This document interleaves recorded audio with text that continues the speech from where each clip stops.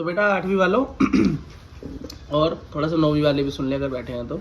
एक चर वाले रैखिक समीकरण। क्या? एक चर वाले रैखिक समीकरण। बेटा चर रैखिक समीकरण समझने से पहले हमें यह समझना बहुत जरूरी है कि चर और अचर है क्या। ठीक, जिसे पता है अच्छी बात है, नहीं पता वो सीख लो। बेटा चर पद वो पद होता है जिसका मान बदलता रहे, जिसका मान बदलता रहे, वैल्यू चेंज होती रहे। ठीक है, क्या इसको इंग्लिश में वेरिएबल भी बोलते हैं। क्या? वेरिएबल भी बोलते हैं। ठीक है बेटा, अब एक चीज समझो, जैसे मैं मैथ में बोलता हूँ एक्स वाई जेड, कुछ भी इनमें से ले लेता हूँ। बेटा एक्स का कोई मान थोड़ी पता होता है हमें। अब मैं बोलूँ आपकी जेब में x रुपए पड़े हैं, तो x कितने रुपए हो सकते हैं? 10 भी हो सकते हैं, 0 भी हो सकते हैं, 100 भी हो सकते हैं, 20 भी हो सकते हैं, कुछ भी हो सकता है। तो इसका कोई फिक्स वैल्यू थोड़ी ना है, कोई मान थोड़ी ना है, कुछ भी मान हो सकता है इसका। तो कोई भी ऐसी वैल्यू, कोई भी ऐसा पद जिसकी हमें वैल्यू पता ना हो, मान पता ना हो, जिसका मान बदलता रहे, वो चर पद होता है। तो इसका ठीक उल्टा अचर पद होता है। क्या? अचर पद होता है, मतलब इसको इंग्लिश में हम कांस्टेंट कहते हैं। बेटा इसका मतलब होता है जो इसका ठीक उल्टा है वो चर का। तो चर तो है जिसका मान बदलता रहे, तो अचर क्या होगा? जिसका मान समान रहे, मान सेम वैल्यू, नो चेंज।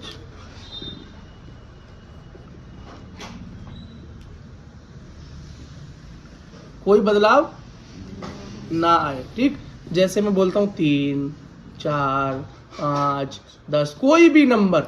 मैंने बोला मैं आपके जेब में 10 रुपए हैं इस वक्त, जैसे आपके जेब में 10 रुपए हैं, जो मैंने बोला वो सच भी है। क्या वो 5 मिनट में 10 रुपए 20 हो जाएंगे? क्या वो आधे हो जाएंगे? अगर आप खर्च ना करो तो कुछ, वो 10 के 10 ही तो रहेंगे बेटा, है ना। वो वैसे तो वैल्यू 10 हमेशा 10 ही रहेगी। समझ में आया? तो वो क्या है बेटा? हमारा अचर पद है।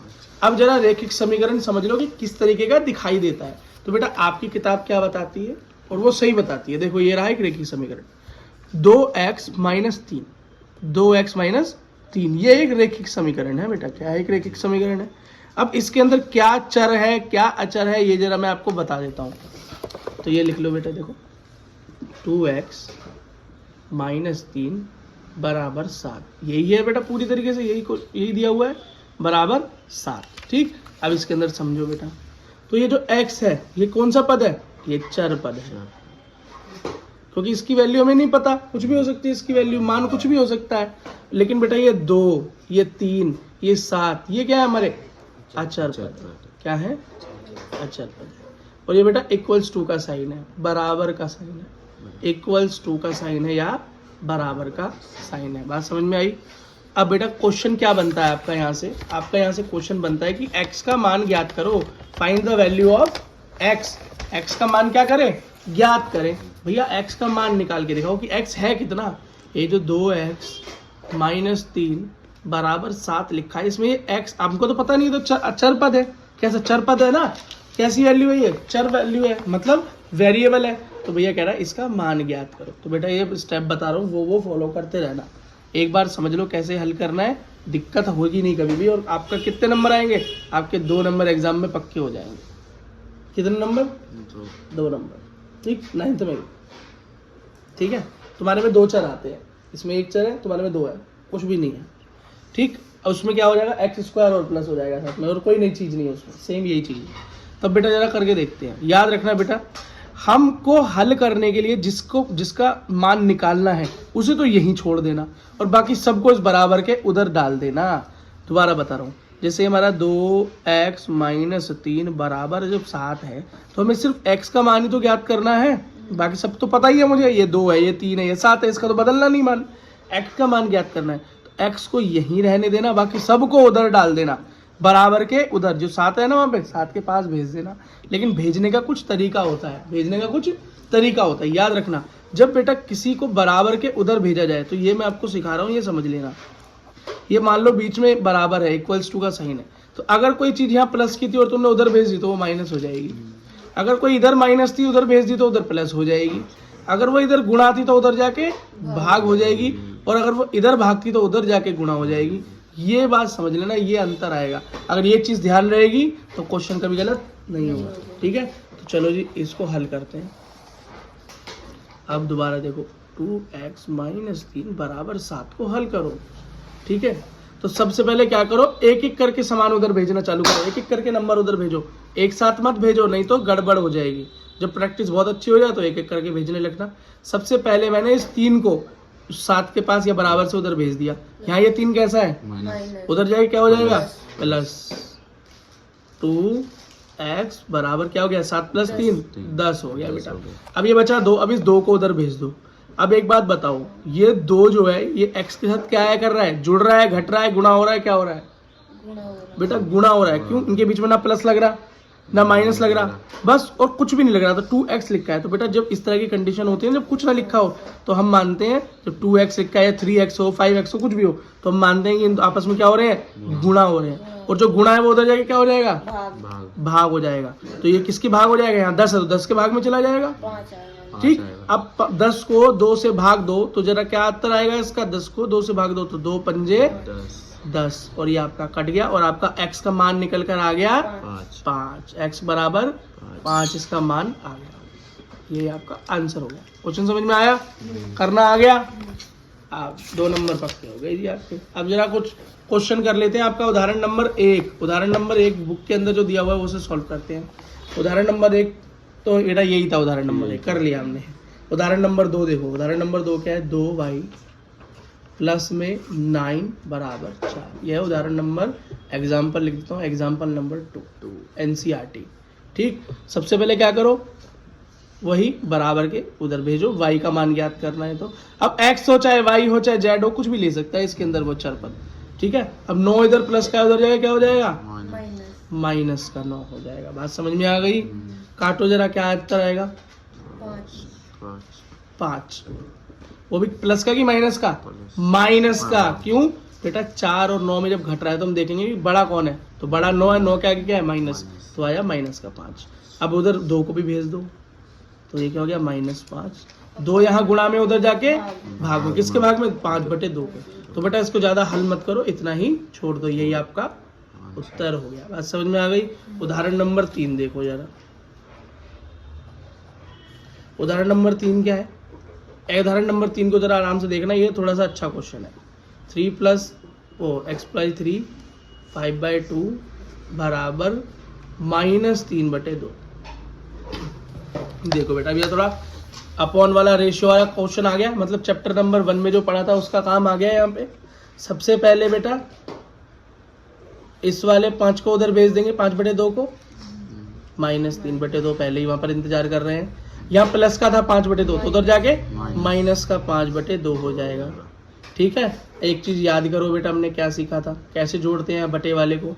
जब बेटा नीचे अगर सेम हो तो उसको एक ही बार लिख देते हैं, ऊपर क्या है, -3 -5। ठीक, ये हो गया x/3 बराबर 2। ऊपर क्या हो जाएगा, माइनस माइनस प्लस, तो 3 + 5 8, आंसर और माइनस में आएगा। क्यों, यहाँ बेटा 3 और 5 दोनों में कौन बड़ा है, 5 बड़ा है, और 5 के आगे माइनस है। ठीक, अब एक बात देखो, अब ये देखो 2 8/2 मतलब 8 की भाग 2 से दो, तो क्या आएगा, 8 की भाग 2 से देने पे 4 आएगा, तो 2 चौके 8, ये कट गया। तो आपका आंसर आ गया है बेटा यहाँ पे x/3 बराबर -4। माइनस है तो माइनस तो कहीं जाएगा नहीं। ठीक, अब यहाँ 3 भाग में है, बटे में है तो भाग में है, उधर भेज दो। सब कुछ उधर भेजना होता है बेटा, जिसका मान निकालना सिर्फ वो यहाँ रहेगा। तो यह हो गया x बराबर -4, या भाग में है 3 तो उधर गुणा में हो जाएगा 4 के 4। तो बेटा आपका उत्तर आ गया 4 × 12, वो भी माइनस का, तो x का मान आ गया आपका -12। ये आपका हल हो गया एग्जाम्पल नंबर 3। अब जरा उदाहरण नंबर 4 सीख लो। उदाहरण नंबर 4 क्या है, एग्जाम्पल नंबर 4 क्या दे रखा है, 15/4 -7x बराबर में 9। ठीक है बेटा, इसे हल कर लेते हैं, बहुत आसान है, कोई दिक्कत नहीं है जी। तो बस x वाले को यहीं रखो अभी, है ना, तो -7 का x अभी यहीं रह जाएगा, बराबर में 9 इंतजार कर रहा है, या 15/4 प्लस है उधर जाएगा, क्या हो जाएगा, -15/4। बात समझ में आ गई। ठीक है, देखो बेटा अब जरा इसे हल करो। इसे हल करने के कई तरीके हैं, लेकिन हम अपना आसान तरीका अपनाएंगे, वही जो हमने सीखा है। जिसके नीचे कुछ नहीं होता उसके नीचे 1 मानते हैं। -15/4 तो है ही है। अब बेटा नीचे दोनों अलग अलग हो गए, तो नीचे का क्या करेंगे हम, लघुत्तम समापवर्तक लेंगे। क्या लेंगे, एलसीएम करेंगे। तो 1 और 4 का एलसीएम कर दो, तो ये 2 से कट सकता है, 1 का 1 उतार दो, 2 दूनी 4, 2 एकम 2, तो मेरा एलसीएम क्या आया, 2 दूनी 4 आया। ठीक, तो इसके पूरे के नीचे क्या आ जाएगा, 4 लिखेंगे। तो यहाँ पे आ गया -7 x बराबर 9 -15/4। ठीक, अब हम देखते हैं जब एलसीएम आ जाता है तो चेक करते हैं पहले वाले जो नीचे नंबर है मेरा, भागांश जो है हमारा डिनोमिनेटर, उसमें ये जो आंसर मेरा आया है ये 4 कितने नंबर पे आता है, 1 के पाड़े में 4 कितने पे आता है, 4 पे आता है। तो ठीक ऊपर वाले से 4 की गुणा कर देंगे, तो 9 गुणा 4। अब 4 में चेक करो, 4 के पाड़े में 4 कितने पे आता है, 1 पर आता है। तो 4 के ऊपर वाले में ठीक 1 से गुणा कर देंगे। ठीक है बेटा, जिसको ये देखने में अजीब लग रहा है या एक बार ही नहीं आता अभी समझ ले, और ज़्यादा समझना चाहता है तो हमारी पुरानी वीडियो देख ले, पिछले फर्स्ट चैप्टर की क्लास के। ठीक, तो ये हो गया मेरा 7x बराबर में 9 चौक 36, 15 एकम 15/4 -7x बराबर 36 में से 15 गया, जल्दी बोलो बेटा कितना आया, 21। ठीक है, अगले नीचे देखो बेटा, और आएगा कैसा, प्लस का कि माइनस का, प्लस का, क्यों 36 बड़ा है, बटे में 4। ठीक, अच्छा बेटा अब आगे करो इसको। अब ये 7 यहाँ गुणा में उधर जाएगा, क्या हो जाएगा, भाग में हो जाएगा। तो x बराबर 21/4, और गुणा में क्या हो जाएगा, 7 गुणा में मतलब भाग में 7 हो जाएगा, किसमें, भाग में 7 हो जाएगा। तो 7 को नीचे लिख सकता हूँ ऐसे। ठीक है, अब जरा इसे काटो, इसे काटो। तो बेटा 7 के पाड़े में देखो कुछ आ रहा है ऐसा, हाँ, तो 7 के पाड़े में 21 कितने पे आता है, 3 पे। तो 21, 7 या 21 पे कट गया, तो ऊपर क्या रह गया, 3। तो मेरा उत्तर आया 3/4। ठीक है बेटा, उदाहरण हो गया। और बेटा एक चीज इसमें जरूर ध्यान रखना, यहाँ 7 माइनस का था, तो ये नीचे आके ये भी माइनस का ही रहेगा। तो बेटा हमारा उत्तर भी माइनस में आएगा, बस यही हम स्किप कर गए थे। तो आपका आंसर x बराबर -3/4 आ गया। अब बेटा न्यू एनसीईआरटी के एग्जाम्पल्स कर लेते हैं। ठीक है, एक चर वाले रैखिक समीकरण के। अब नई वाली एनसीईआरटी के अंदर बेटा एग्जाम्पल थोड़े से कम है, और तरीका करने का तो वही है जो हमने आपको सिखाया है। ठीक है, चलो बेटा करते हैं। तो एग्जाम्पल नंबर 1 जो है आपका चैप्टर नंबर 2 का एग्जाम्पल 1 जो है वो क्या कह रहा है, बहुत ईजी है। 2x - 3 बराबर x + 2, x का मान ज्ञात करना है। क्या, x का मान ज्ञात करना है, हो जाएगा। ठीक है बेटा, इस तरह की कंडीशन में जिसमें बराबर में भी जैसे यहाँ भी एक चर है, यहाँ भी एक चर है, सेम है ना, तो बेटा हम चरों को एक साथ ले जाएंगे और जो बिना चर है, अचर पद है, उनको एक साथ रखेंगे। यही हमारा तरीका है इस तरह के क्वेश्चन को सॉल्व करने का। देखो कैसे करते हैं। तो मेरे पास यहाँ पे क्या है, 2x। ठीक है, बराबर हम क्या करेंगे, सबसे पहले इसको 3 को उधर भेज देंगे। तो ये क्या हो गया, प्लस का 2 यहाँ पहले से ही इंतजार कर रहा है, तो यहाँ माइनस का 3 जब बराबर के उधर जाएगा तो बेटा जो प्लस होता है, जो माइनस है उधर जाकर प्लस हो जाएगा। साइन चेंज हो जाते हैं, इक्वल टू के, तो प्लस का 3 हो गया। और जो यहाँ x था, x को मैं अपने x के पास ले आता हूँ, 7 वाले एक साथ, मतलब x वाला इधर, यहाँ प्लस का है x, कुछ सामने नहीं तो मतलब प्लस, उधर जाके क्या हो जाएगा, माइनस का x हो जाएगा। ठीक, अब देखो बेटा 2x में से 1x गया तो खाली 1x बचा, प्लस का या माइनस का, प्लस का, क्योंकि 2x बड़ा है 1x छोटा है। ठीक, अब 2 + 3 क्या हो गया, 5। तो बेटा आपका आंसर निकल के आया x का मान 5। चेक करो जरा क्या हम सही नहीं गलत। बेटा हमारे उदाहरण 1 का आंसर आया x बराबर 5। मजा आया, कोई दिक्कत नहीं। बेटा 2.1 एक्सरसाइज जो है, थोड़ा 2.1 एक्सरसाइज के कुछ क्वेश्चन सॉल्व करते हैं। ठीक है, तो क्वेश्चन नंबर 1 यहाँ पर जो यहाँ पर देखते जाओ कॉपी में, वही क्वेश्चन है जो मैं बुक के सॉल्व कराने वाला हूँ। तो वही एक्सरसाइज है आपकी 2.1 का क्वेश्चन नंबर 1। क्या दे रहा है, 3x बराबर 2x प्लस में 18। ये आपका पहला सवाल है, हल करना है। तो आपको मैंने बताया हल करने का क्या तरीका है बेटा, x वालों को एक तरफ, बिना x वालों को एक तरफ, मतलब चर पद को एक साथ ले जाओ, अचर पद को अलग छोड़ दो। ठीक, तो यहाँ 3x यहीं पर आएगा। जब 2x है तो इसे इधर ले आओ बराबर के इधर, तो बेटा साइन चेंज हो जाएगा, प्लस है तो माइनस हो जाएगा, -2x हो गया बराबर 18 यहीं पर बना रहा। तो 3x में से 2x गया तो 1x बचेगा बराबर 18, और ये प्लस का ही आएगा क्योंकि 3 बड़ा है और 2 छोटा है और 3 प्लस का है। तो 1x लिखो या x लिखो, बात तो एक ही है। तो आपका पहला आंसर आ गया 18। बात समझ में आई? क्वेश्चन आंसर दूसरा क्वेश्चन देखो। 5t - 3 बराबर 3t - 5। हल करो बेटा। अब यह t हो, x हो, y हो, उससे कोई फर्क नहीं पड़ता, ये तो हमारा चर पद है, ठीक है। तो t वालों को एक साथ और बिना t वालों को एक साथ, ये तरीका हो सकता है। यहाँ पे 3t है, इधर आएगा तो माइनस का 3t हो जाएगा बराबर, यहाँ माइनस का 5 इंतजार कर रहा है और इस 3 को उधर भेज दो अचर पद को, ये प्लस का हो जाएगा, यहाँ माइनस का तो वहाँ प्लस का हो जाएगा। 5t में से 3t गए तो 2t आ गया प्लस का, क्योंकि 5 बड़ा है 3 छोटा है और 5 के आगे प्लस है बराबर। माइनस और प्लस क्या हो जाएगा, माइनस है और प्लस है तो माइनस होगा, आंसर आएगा 2 भी माइनस का। क्यों? 5 बड़ा है और आगे माइनस है। यह 2t मतलब 2 किस में है, भाग में है, तो t बराबर गुणा में है, उधर जाके भाग हो जाएगा, तो भाग में होगा 2/2 और 2 की 2 से भाग दूंगा तो आंसर आएगा 1। तो मेरा t बराबर आ गया -1। ये बेटा मेरा दूसरे क्वेश्चन का हल है। बात समझ में आ गई? आई होप समझ में आ गई। क्वेश्चन नंबर 3 देखो।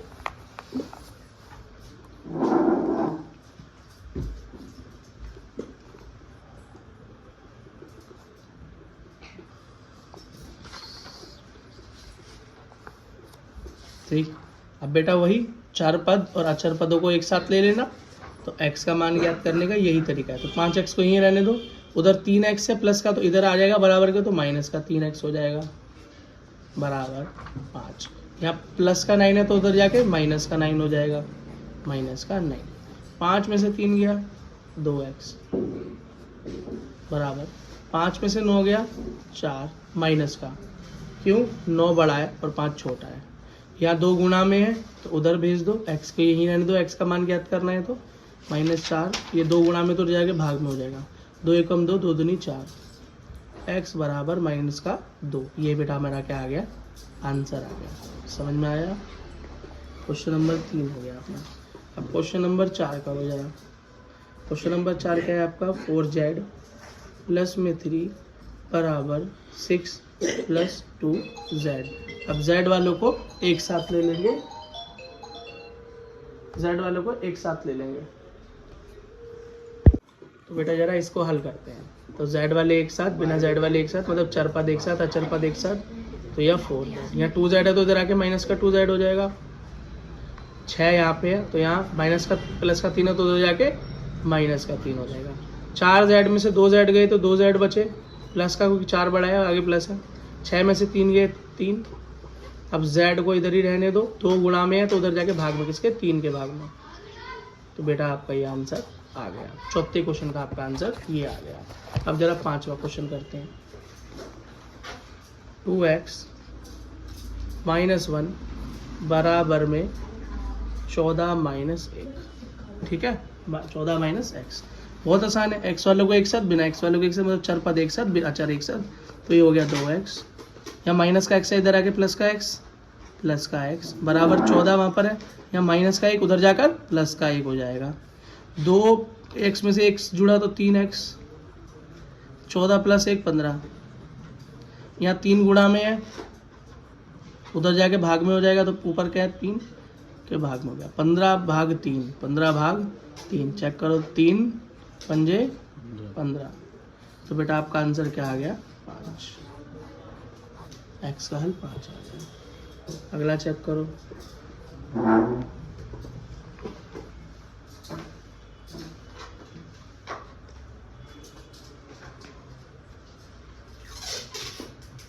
छठा क्वेश्चन, 6th क्वेश्चन। ये देखो बेटा कैसे होगा, बहुत आसान है।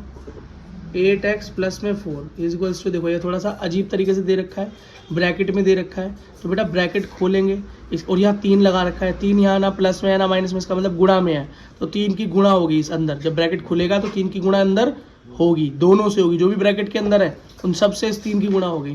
तो सबसे पहले 3 की गुणा किससे होगी? x से। तो 3 गुणा x 3x हो जाएगा।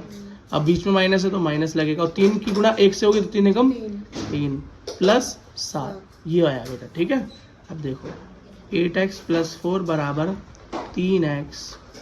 अब ये क्या है? प्लस होगा, बीच में क्या होगा? प्लस होगा। 3 प्लस 7, लेकिन ये माइनस, तो माइनस प्लस माइनस हो जाएगा। तो बेटा 3 माइनस 7 क्या होगा हमारा? प्लस का 4। प्लस क्यों हुआ? प्लस माइनस तो माइनस हो गया, और यहाँ पे 7 प्लस का है तो 4 आ गया। ठीक, अब ये क्या है बेटा? 8x। यहाँ 3 प्लस का तो इधर आके माइनस का, तो माइनस का 3x, और यहाँ 4 प्लस का उधर जाके माइनस का, तो प्लस 4 माइनस 4। ठीक, 8 में से 3 गया 5x प्लस का, क्योंकि 8 बड़ा है। 4 में से 4 गया 0, क्या आया? 0। तो बेटा आपका आंसर यहाँ 5 गुणा में भाग में, तो जाके क्या हो जाएगा? गुणा में हो जाएगा, भाग में हो जाएगा। गुणा में है तो भाग में हो जाएगा। 5 0 भाग 5, 0 का 0 ही उत्तर आ गया आपका आंसर। ठीक है बेटा।